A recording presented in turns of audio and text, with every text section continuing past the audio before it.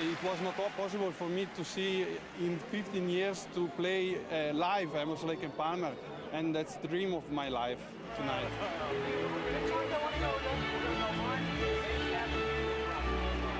It's just fantastic, and I come all the way from France to see them. I came here from Switzerland because I saw Emerson, Lake and Palmer 18 years ago in Switzerland. I think it's the best group in the world.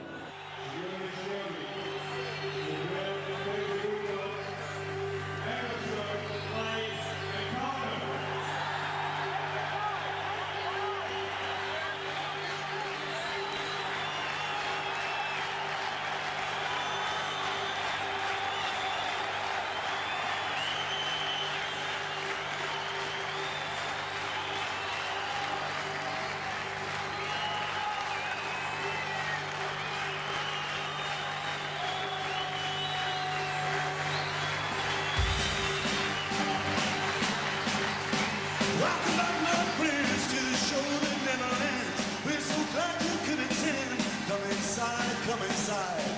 There behind the glass stands a real blade of grass. Careful as you pass. Move along, move along. Come inside. The show's about to start. Guaranteed to blow your head apart. Rest assured, you got your money's worth. The greatest show in heaven, hell on earth. You gotta see the show. It's a dynamo. You gotta see this show. Rock and roll, right before your eyes, people laughing from the skies. That's until he cries, then he dies, then he dies. All inside, the show's about to start. Guaranteed to blow your head apart. You gotta see the show. It's a dynamo. You gotta see this show. It's rock and roll.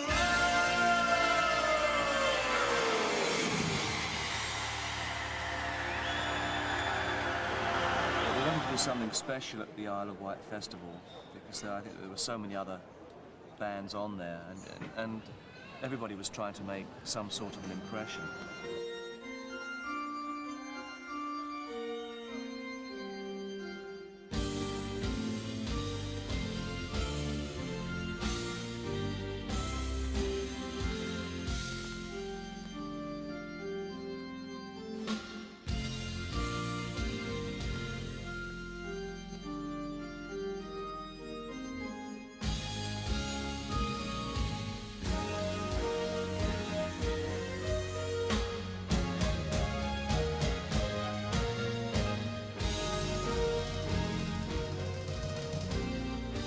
The show, I only remember because it was sort of, it launched us internationally. You know, it was sort of the very next day, you know, we just exploded in all the newspapers. The Isle of Wight was a great festival. I can't remember how well we played. All I know is that we went down incredibly well. It was just a sea of heads, you know. I can't remember all the people that were on, people like Jefferson Aeroplane, Jimi Hendrix, who knows? There was hundreds of people.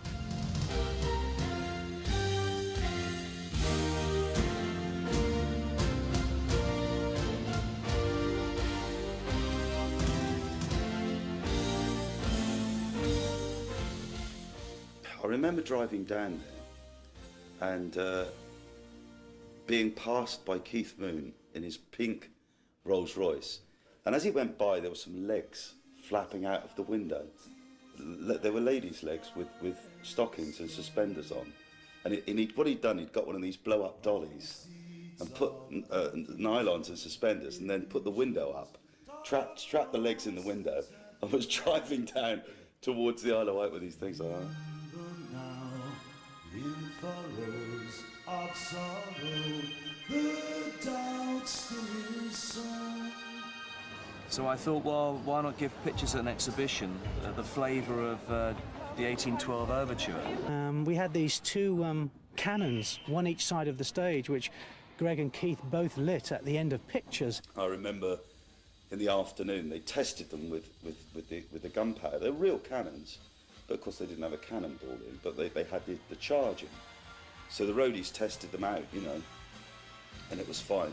They went off and they showed us them. We got to the bit and it was the area was clear and it was like the last few chords, and I hit mine and nodded to Greg to hit his, and my cannon left the ground like this. It blew some cameramen off the stage, and what the silly buggers had done is they doubled the amount of charge in there, you know. And of course I saw this happen and I realised I had mine to go, you know. And I sort of grin and bear it and just pushed it, you know. Woof, this thing went off. Horrible.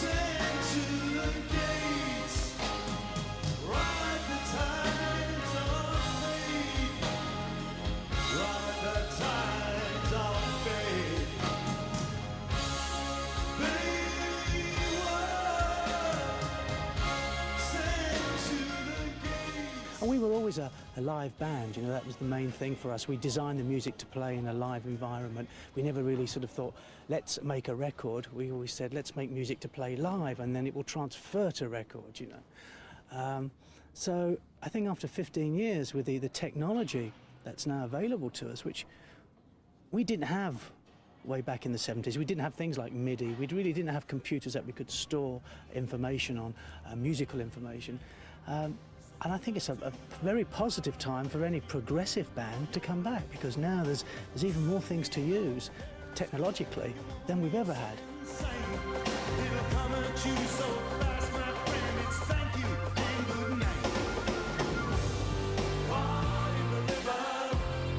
Can't stop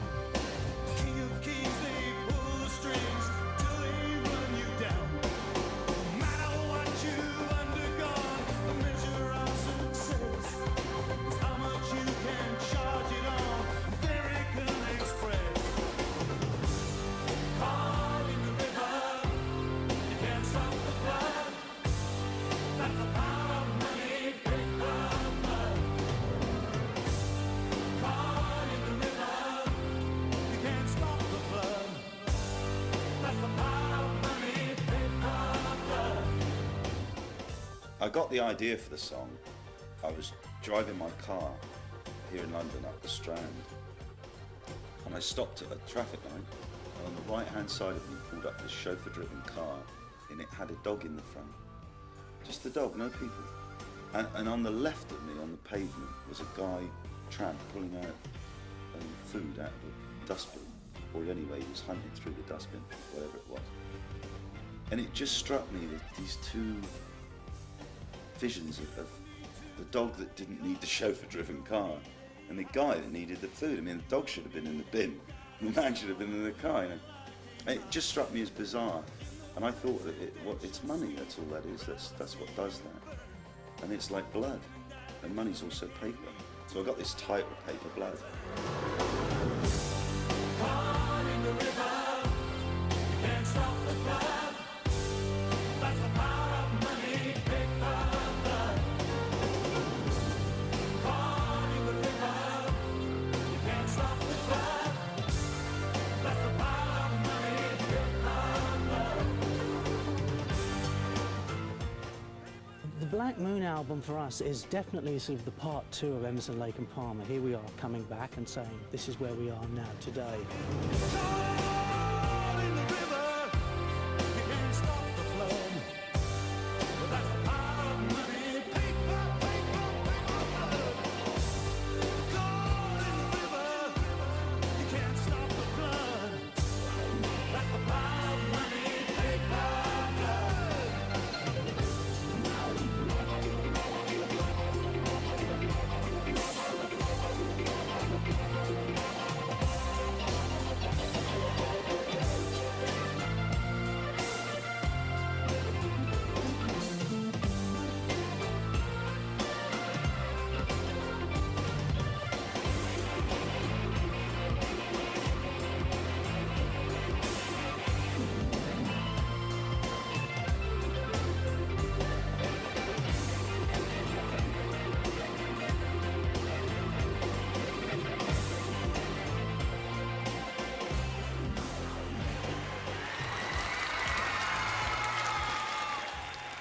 They released Honky Tonk Train Blues out here as a single, and it was the first video that the Italians had actually seen.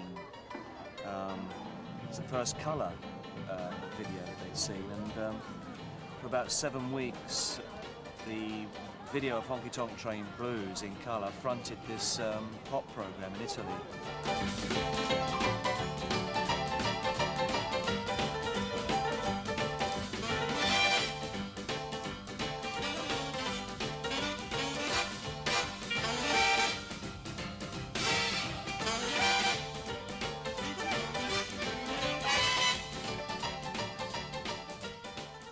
This show was Bologna, stadium in Bologna.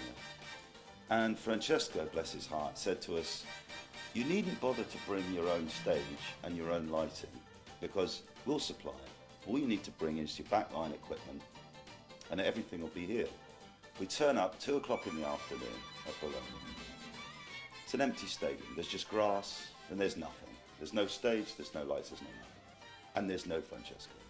I think I forgot the lights, but I didn't forget the people paying the ticket. He's got the day wrong. He's got the day wrong. So now he's got to find a stage and lights. If this is 2 o'clock, but by now it's 3 o'clock in the afternoon, and there's already thousands of kids starting to clamour round the stadium. Inside, nothing. Right? He's asking for lights.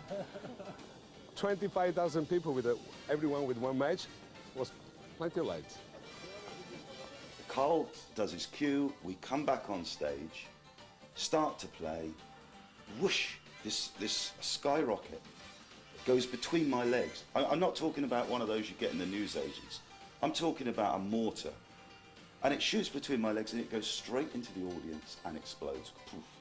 And then the whole stage exploded with fireworks.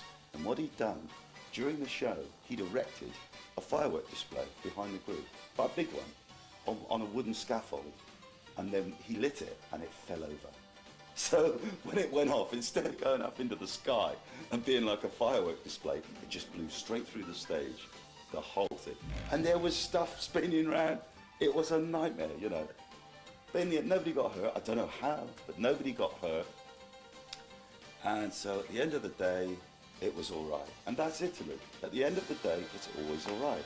And what do? It's simple. You go to the restaurant, right? That's it. Hey!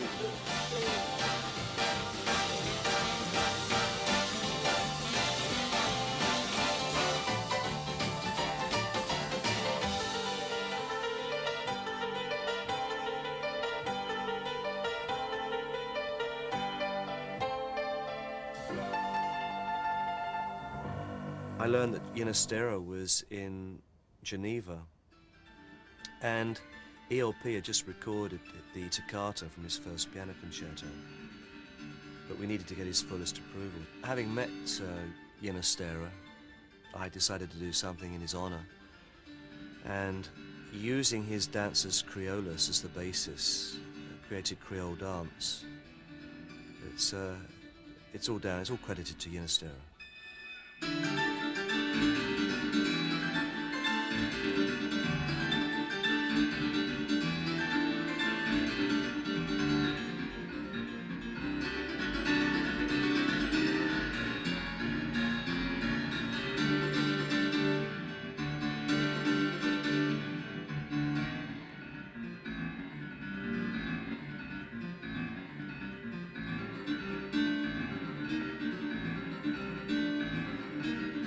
Stuart Young and I got on a plane and went over to meet the great man in his apartment in Geneva, and he gave us a wonderful lunch, at the end of which he said, right, let's get down to what you've come here about. Let me listen to what you've done with my music.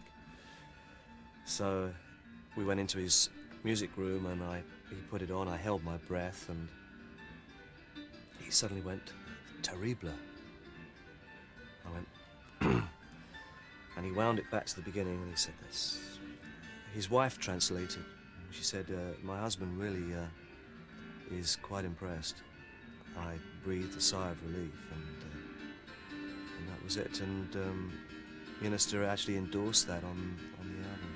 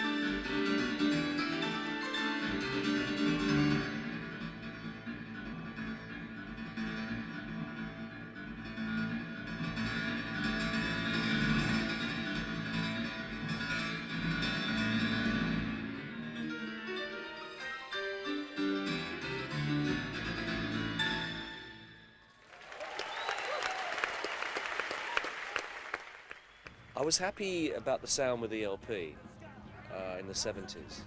That sound, that sort of tacky, aggressive, almost distorted, angry sound. But I don't think I actually really captured it as good as I've captured it on this record.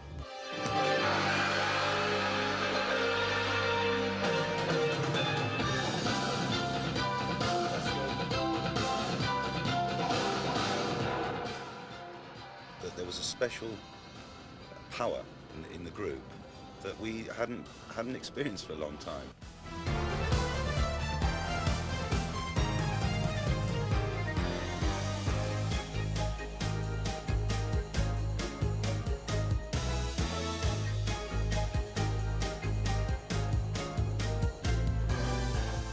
British rock and roll was created out of American black soul music, and the Beatles were the first to use that for their style. My influences too at the very beginning evolved around listening to a lot of Blue Note recordings, Miles Davis, and I decided to use the European influence, but using the jazz mentality of improvisation to try and enhance these pieces.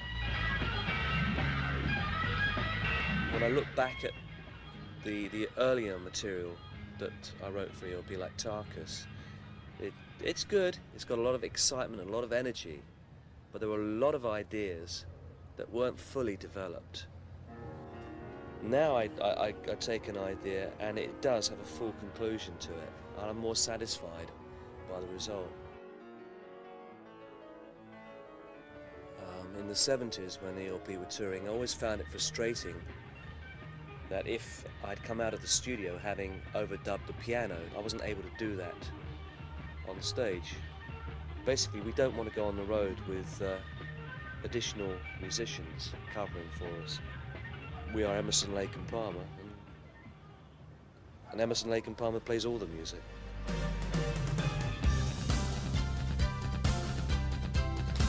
The track becomes pretty empty at that point. I would just wonder if we couldn't fly in. We'll put a lead line in. Yeah. I was a fan, you see, so, and I had done a Yes album before this one, so I was real anxious to kind of bring some of the elements back from the early ELP albums to this one, but yet let some of the new ideas and the new technology take it even further. I think the main thing is no electric guitar in the band, no rock guitar. You know, that's part of the quirkiness of ELP, that the fact that they rock, but it's not necessarily the guitar rock, you know. Plus we used 56 tracks, so we had room to play. Yeah. Three-piece band, 56 tracks. Yeah. You divide it.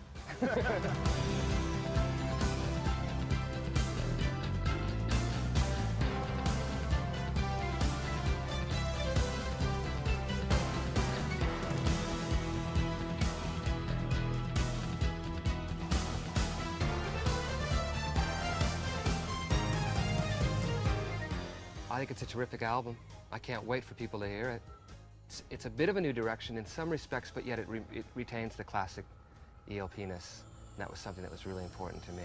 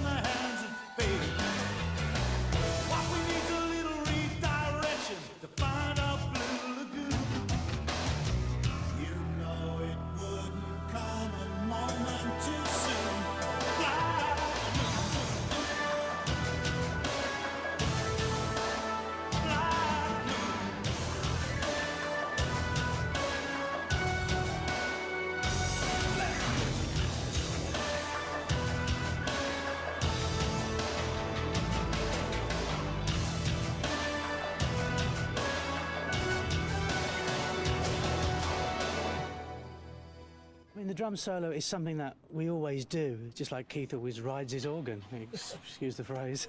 Yeah, we still do it. It's shorter, there's no doubt about that. I mean, basically, I try to entertain as much as I can when I do that. It's not just the actual playing, it's the visual aspect. It's like everything we do. I mean, the most important thing is the music, but I think the visuals which are connected to the music are there for a reason.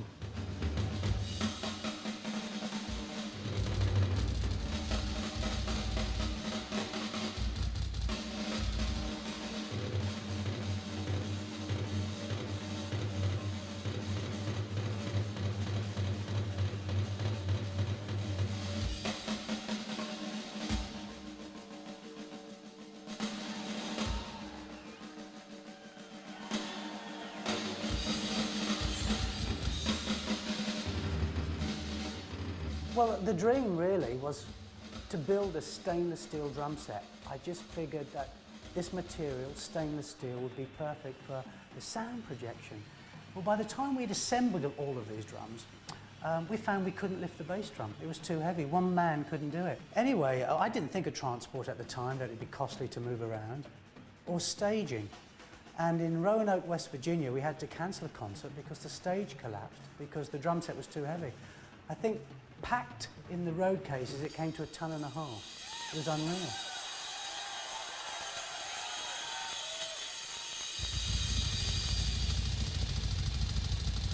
Earlier this year, I found out that I was in Los Angeles and I met Ringo Starr, and he came up to me and said, I've got it, I've got it, I've got it. And he had bought the drum set from the lady that had bought it off me, because I didn't want to keep it in storage because it was such a beautiful thing.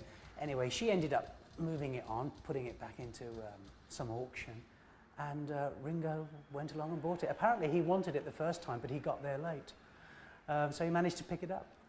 He's got it now. And Ringo, you're welcome to it.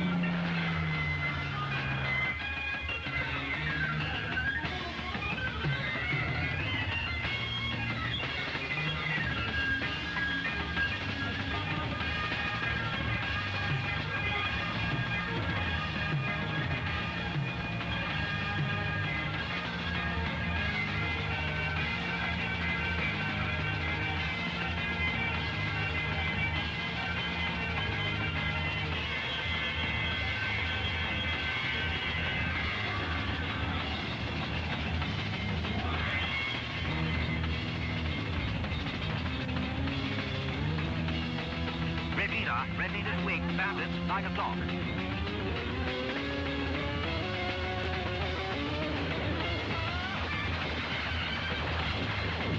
Golf Alpha Zulu Whiskey Bravo.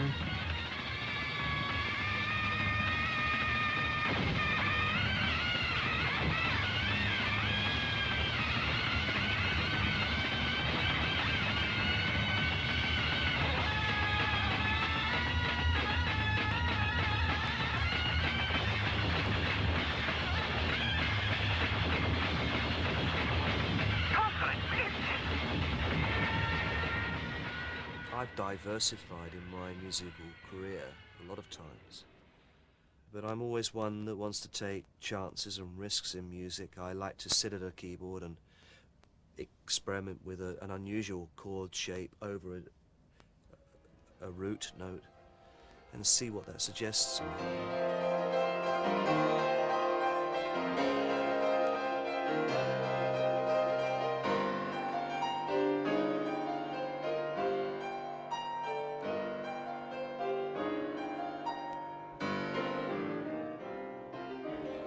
We've tried to sort of like keep it very simple, not overdo it.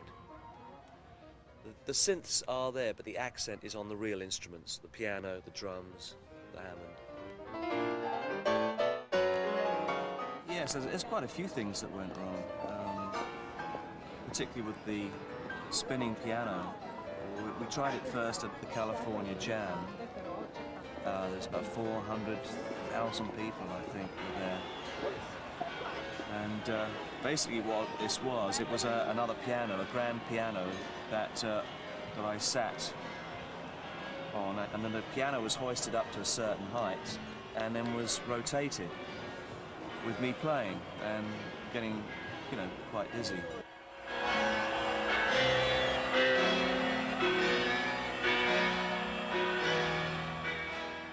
I like to practice as much as I can. I have set pieces that I sort of do, but other times I just doodle. And sometimes doodling at the piano produces very interesting results. I also write a lot of music down on manuscript. Some pieces which are forgotten, sometimes permanently, other times they're resurrected to form major pieces. With a live album, that's the truth, isn't it? You know, it's wrinkles, spots, everything. You got it right there. There's no doubt that you're on stage, it's balls to the wall, and there's the evidence, you know.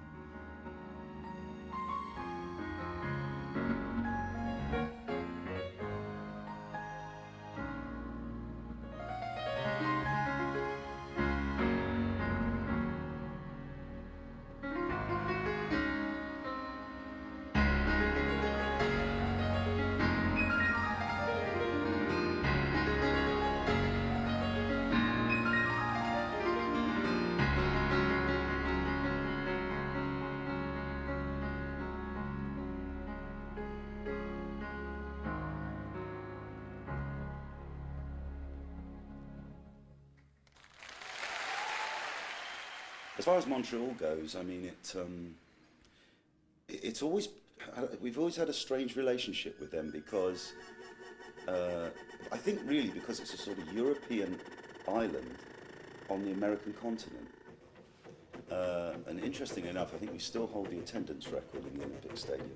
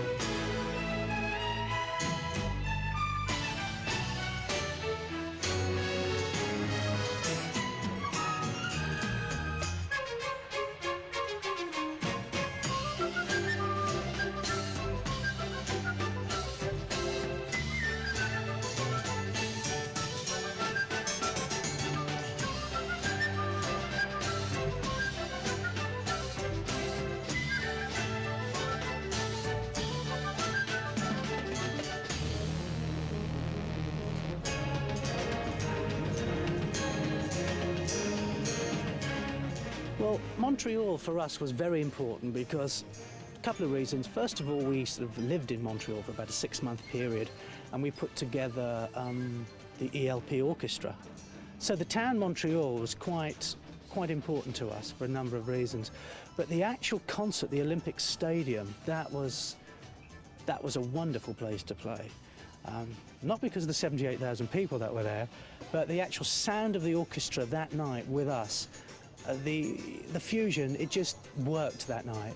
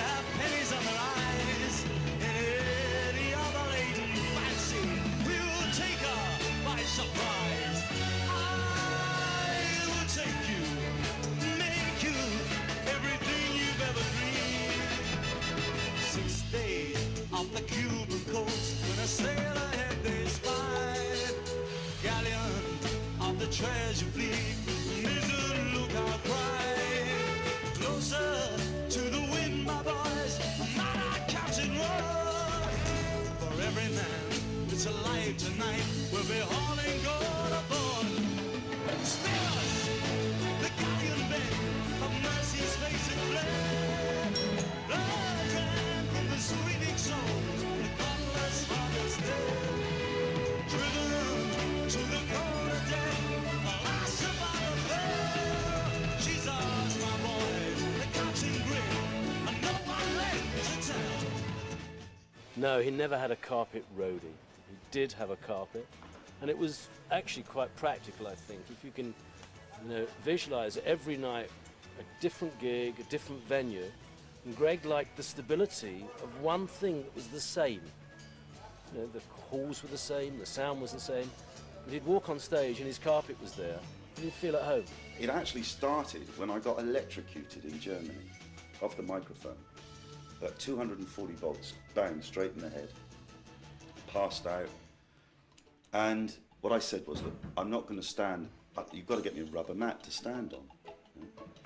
So they got this rubber mat and it looked dreadful, so I said, look, get some carpet and cover it up, thinking that they get some black carpet or other, Well, anyway, up turns this Persian rug, and so it don't look quite nice, so it stayed. It was blown up out of all proportion. It was an expensive carpet though. Silver pieces, it is just as I foretold. You see there before you everything you've ever dreamed. Anchored in an indigo moonlit bay, gold-eyed round fires the sea thieves lay. Morning, white shells and a pipe of clay. As the wind hid their footprints, they were far, far away. Our sails swell full as we brave our sea. Our westward wind to live as we please with the wicked wild-eyed women of Portobello town, where we've been told that our purse of gold buys any man a crown.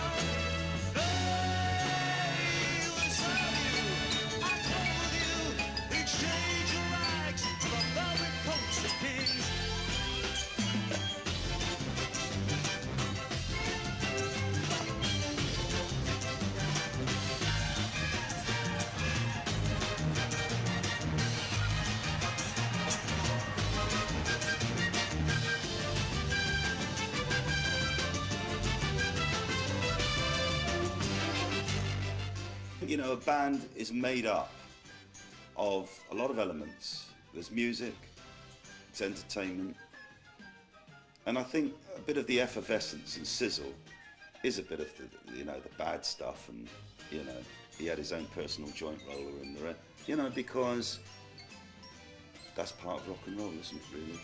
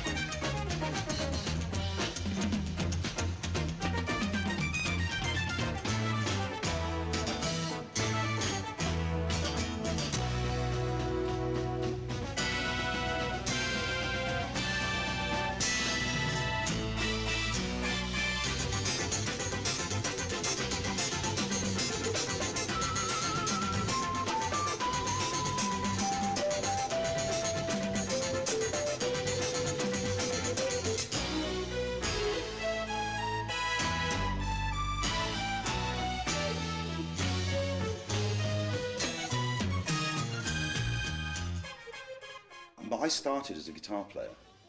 You know, that was when I first played guitar. It was a 6-string guitar.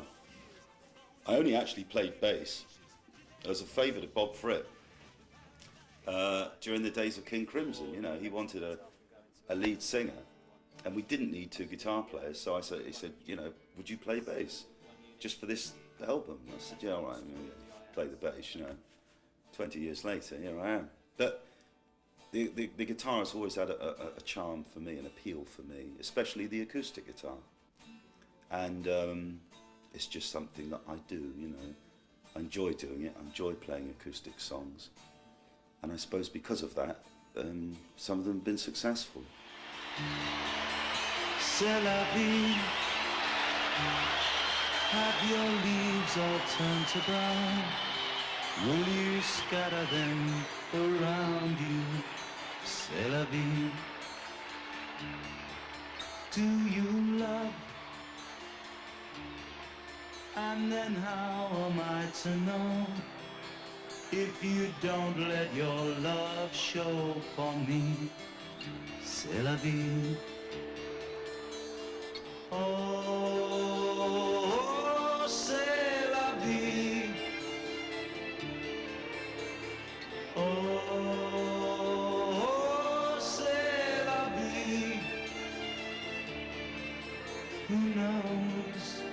Who cares for me? C'est la vie.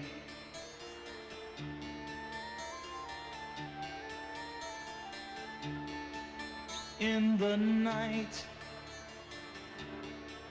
do you light a lover's fire? Do the ashes of desire for you remain? Like the sea, there's a love too deep to show. Took a storm before my love flowed for you. C'est la vie. Oh, c'est la vie. Oh, c'est la vie. Who knows? Who cares for me? C'est la vie.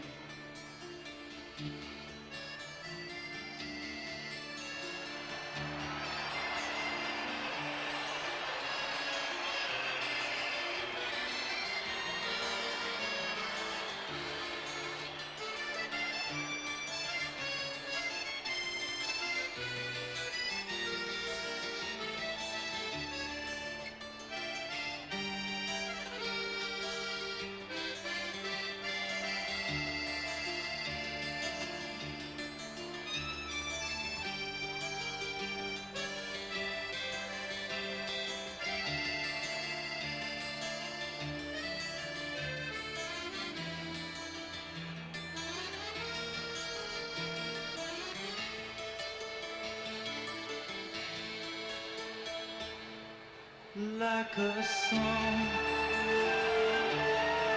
out of tune and out of time.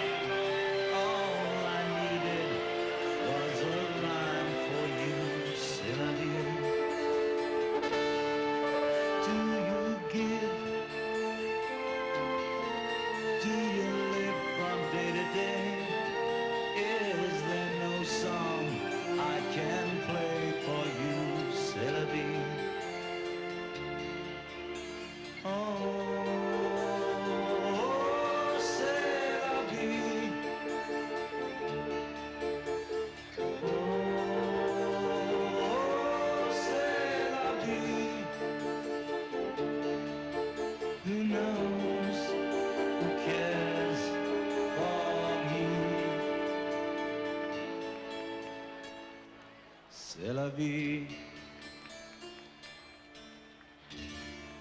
Part of the nature of ELP was it was always looking to pioneer something different.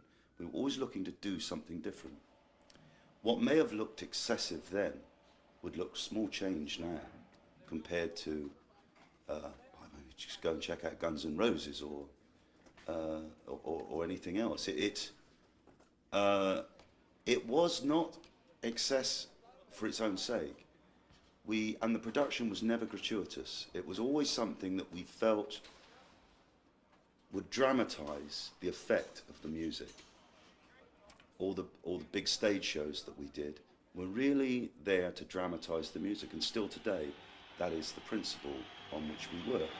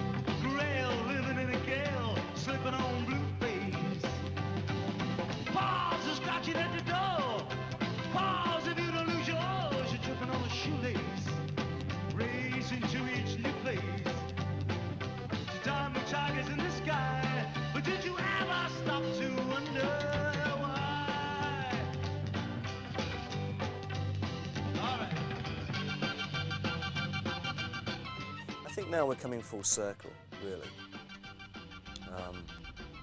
Certainly as a band we are. We're using real instruments, real Hammond. We've got technology here, yeah. You still got to play at the end of the day.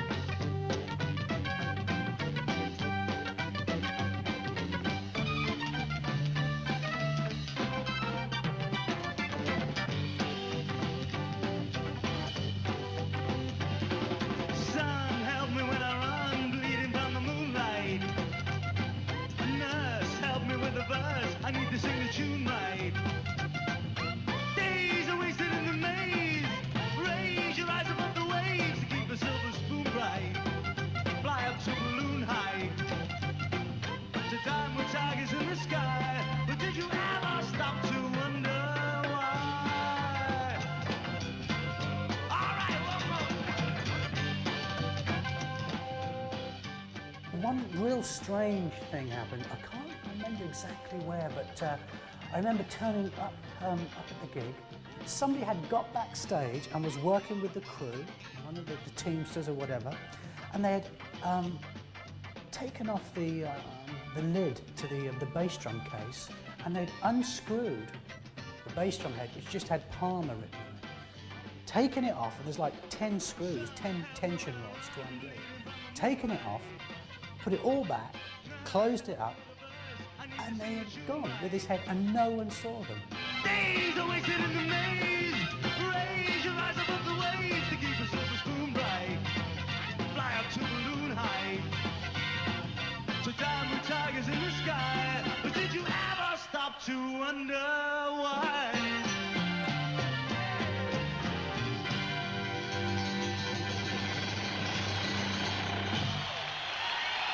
I really enjoy Keith's music and enjoy working with it as a singer. And it is that chemistry, that bond between us and our music, and the way we manage to interlink those two things, I think, which is the special sound of the LP. It's a unique sound.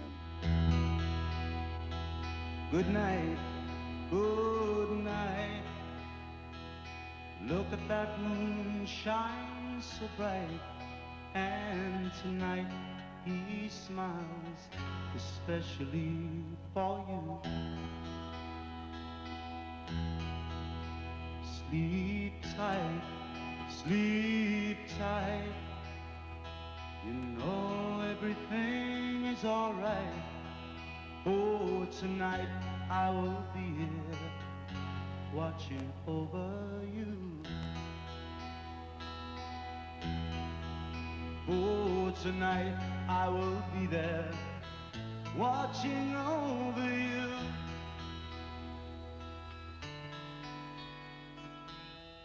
Tonight I'll be there watching over you.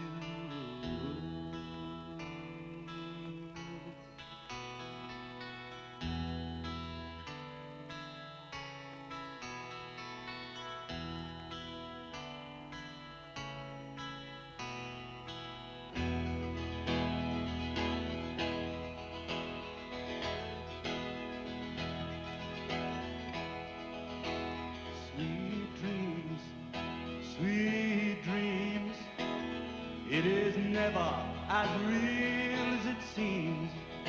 And in the morning when you wake up, I will be right here. Sleep on, for no matter how dark or how long it may seem that your night is, I will still be here. I will still be here watching over you. So sleep, little darling, sleep on through.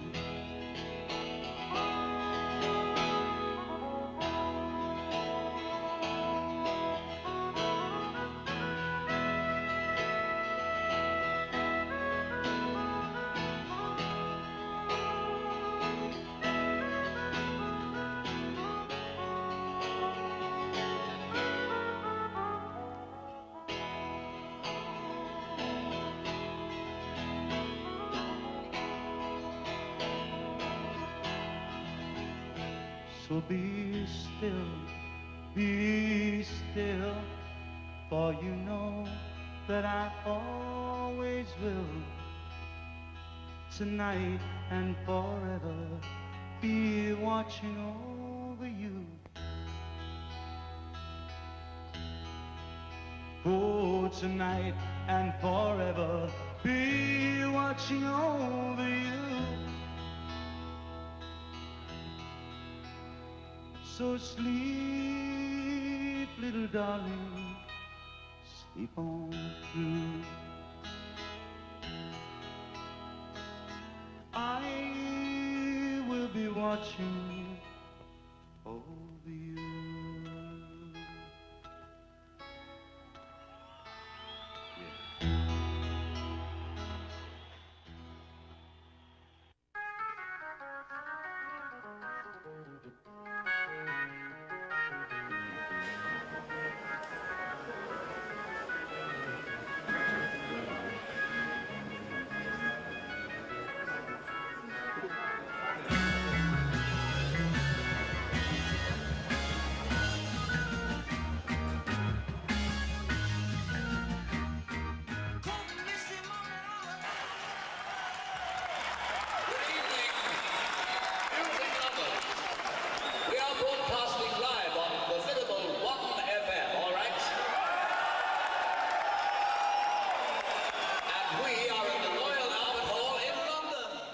Albert Hall was very, very special for us because it was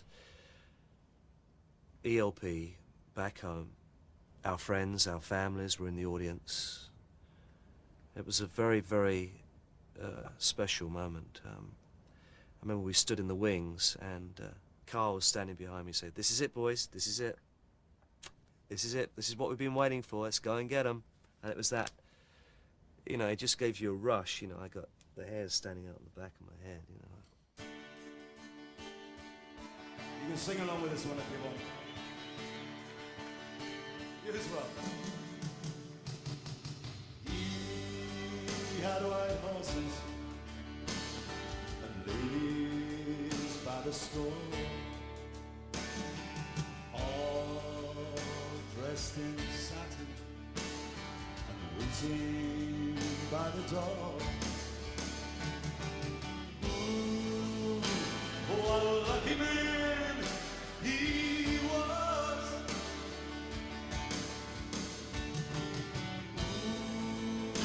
Ooh, what a lucky man he was. And I think that the media have found it difficult to put a stamp on this band. You know, we've always fell between two different categories. I mean, I think they once referred to us as being heavy metal. That was before heavy metal was associated with the codpiece and the long-haired guitarists, you know. But I think in America, Lucky Man represents ELP more than it does in England.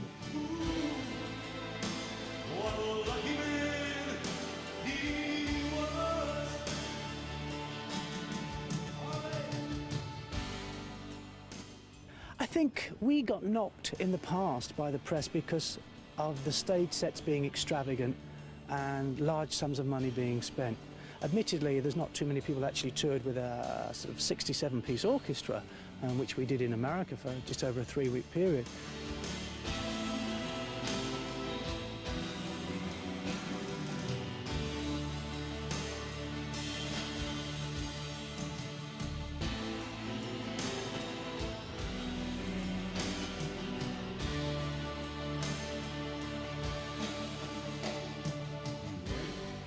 When I learned that there was an American professor by the name of Bob Moog inventing a new way of making sounds by oscillating electrical waves, I became very interested. I called him up and he sent over to England the first of a preset programmable Moog synthesizer.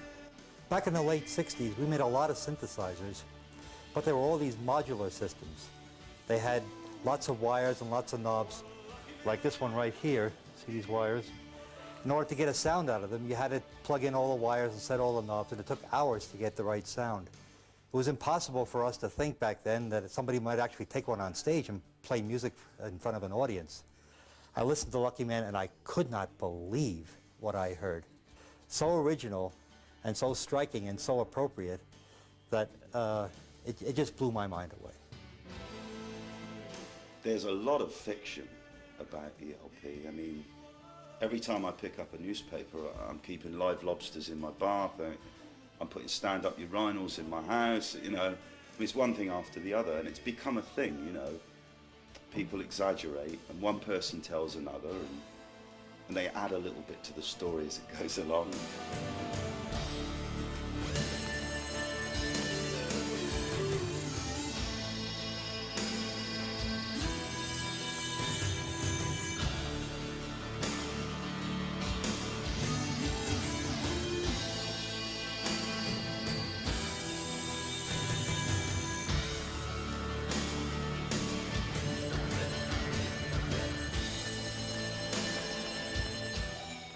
You know, you can't have a career which spans mine now almost 30 years and not do anything during that period which you look back and you think maybe I could have done that better or different, you know. I think by and large our batting average is pretty good with respect to making good creative decisions and doing things which are worthwhile.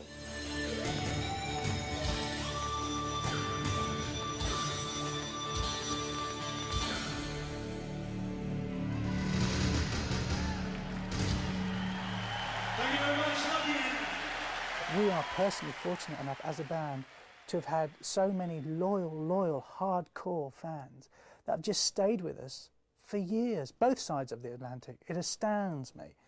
So whatever has been written, the end of the day, only time will tell, and time has definitely told us something, that people understand good music, and good music, it will always be there. It was absolutely fantastic. Wonderful, absolutely brilliant. Like I said, waited 15 years for this. It's brilliant. But you saw it, I saw it, and a packed Alberts, Paul saw it. And they turned the clock back 15 to 20 years. And they gave a performance that was worthy of any that they have given live in their entire career. Brilliant. I've waited years for this. Since November 77 when I saw it in the Melody Maker that they were coming over. I've waited and waited. Well worth it. It was superb. Cal Palmy are the best. All those who have been their fans all these years are just delighted to see them back. And a lot of people who were at the Albert Hall have never seen the band before in their lives, but they've actually been following them, buying the records, and just praying for the day that they get back together. A true vintage performance, absolutely superb. I'm glad to see they've lost none of the style and flair that they've always had.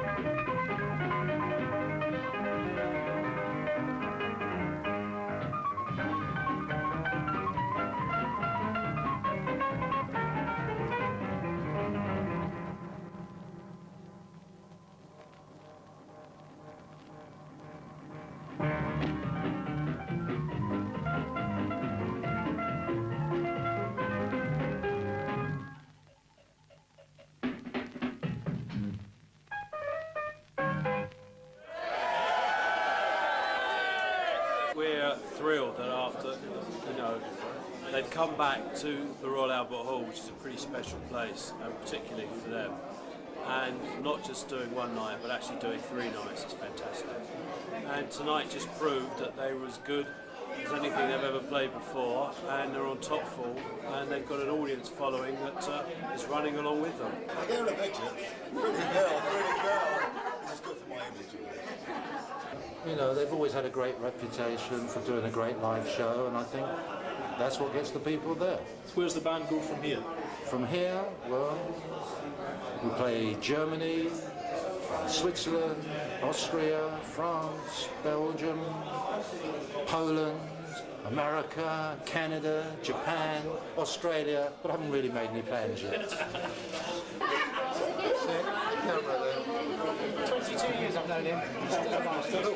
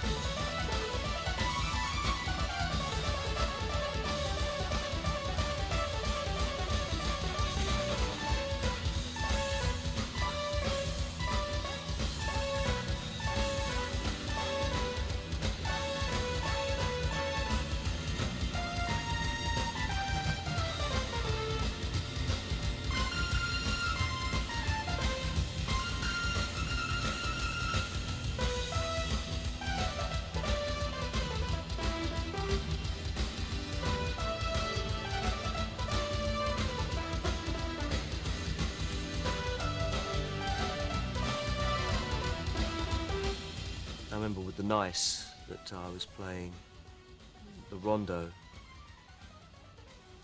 and I jumped over the organ and completely cleared it and ended up in the orchestra pit.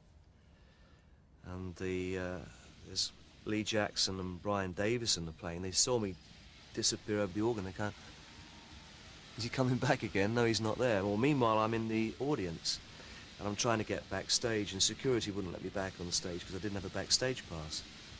He said, where do you come from? I said, up there, you know, you better let me back on because I've got to go to finish the number.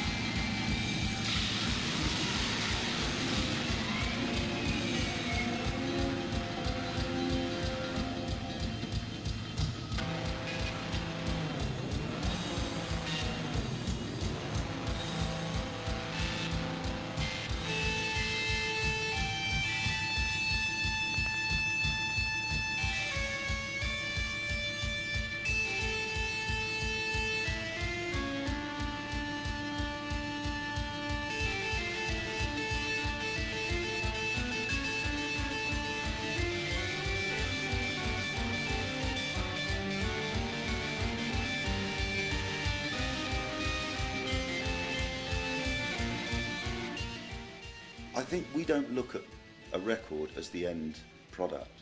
We look at a live performance as the end product of what we do and of what we create. So we rather look at it as a record in the same way that you might have a check that you make out. It's not really the money, it's a promise to pay.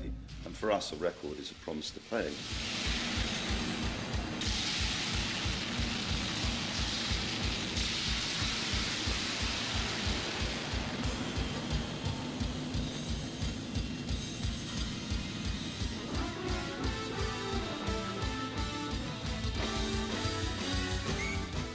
Yeah, after 15 years being away, to sort of play whatever it is, 3, 4, 5 nights at the Albert Hall is pretty devastating for us. I thought, you know, we'd be okay and people would want to come and see us, but I never ever thought that it would be to that magnitude, you know. When we play a performance, it's literally on the edge, and I mean, sometimes things do go wrong. I mean, I've blown fingernails off, you know, but you still have to get back and play. And things are prone to break down sometimes, and it's this playing on the edge I think people do like to see.